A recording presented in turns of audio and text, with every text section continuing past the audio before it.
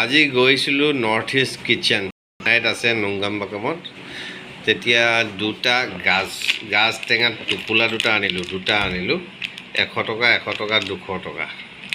তাৰপিছত তাত অনাৰ পিছত তাতে দেখিলোঁ আকৌ চব বস্তু আছে, লাই শাকৰ পৰা আদি কৰি চব আছে। তাৰপিছত আখু আছে, বৰাল আছে, ষ্টিকি।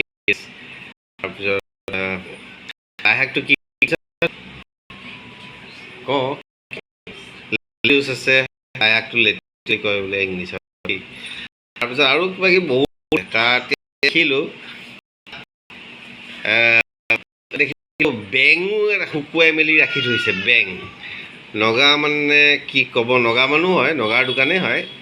তাৰপিছত তাত বেঙো শুকুৱাই ৰাখিছে। মই আপোনালোকক এই ভিডিঅ'টোৰ লগতে ফটোটো দিব পাৰিলে দিম। ফটো তুলি আনিছোঁ, বেং শুকুৱাই থৈ যায়।